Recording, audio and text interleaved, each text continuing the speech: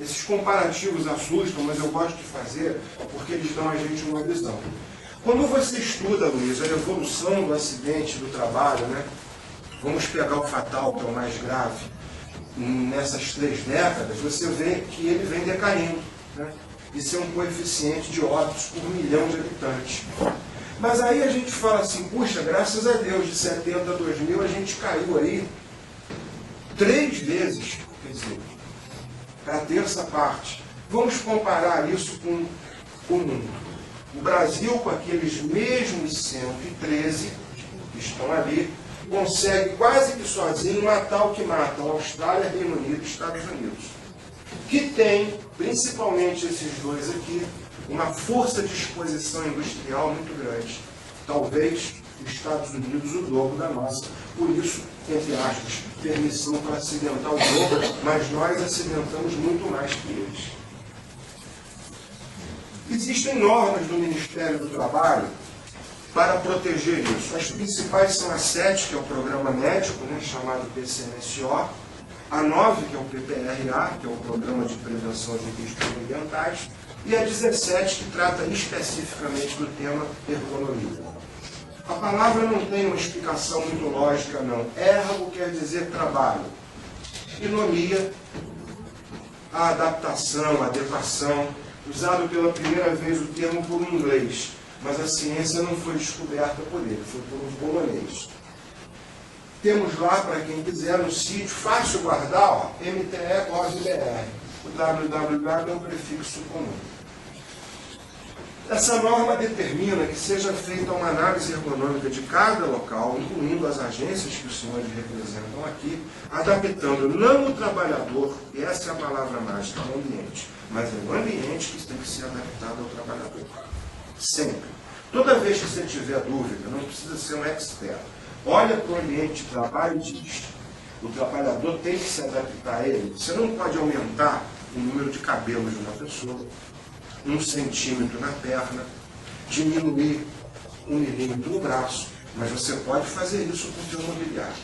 Então a regra da ergonomia é essa, a adaptação do ambiente ao trabalhador, e não o contrário. Lembrando que a intervenção ergonômica, ela tem que estar sempre focada na tarefa real, porque muitas das vezes a tarefa escrita é uma, mas na realidade o que acontece é outra coisa.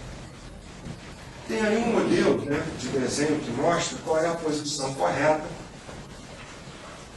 Não vou entrar muito nesse detalhe, mas o que de mais importante chama a atenção é que os bancos não oferecem aos trabalhadores um ajuste de altura aqui nem aqui.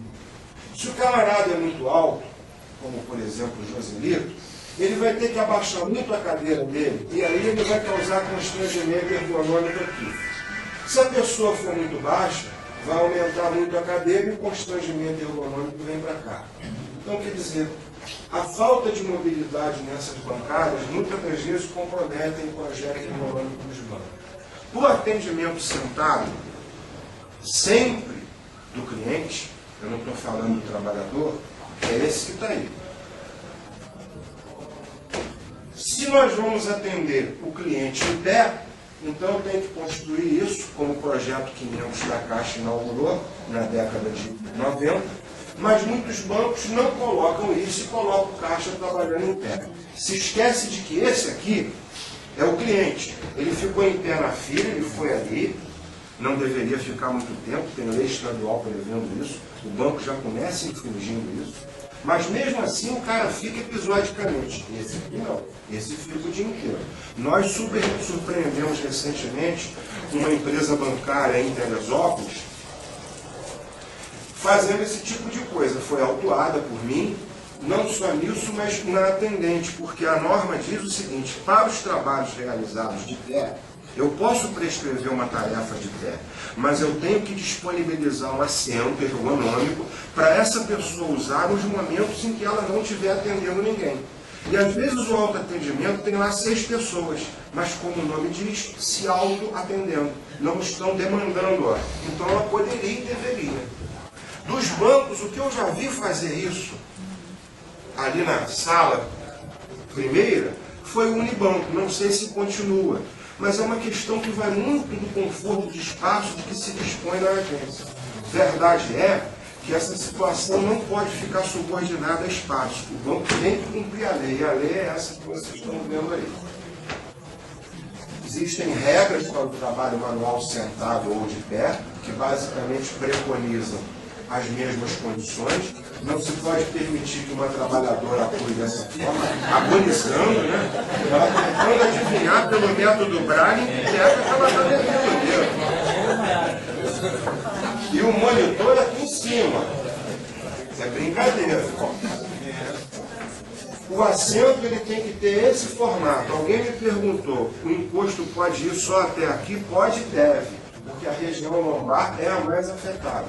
Essa região protegida lombar, ela se autoprotege. Importante destacar o ajuste de altura e a borda frontal arredondada, porque nas costas das nossas pernas, em especial nas mulheres, transitam vasos chamados vasos de capacitância, que não podem ficar sofrendo estrangulamento, sob pena de se desenvolver no médio prazo varizes de difícil reversão, estases que podem a longo prazo comprometer o fluxo e causar um dia até uma embolia.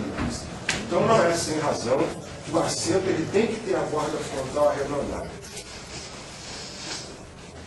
Bem, os terminais de vídeo, né, para a entrada de dados, isso aqui simboliza o ajuste, né, tudo aqui tem que ser ajustado, incluindo o imposto para os pés, que a norma 17 ela é muito permissiva nisso.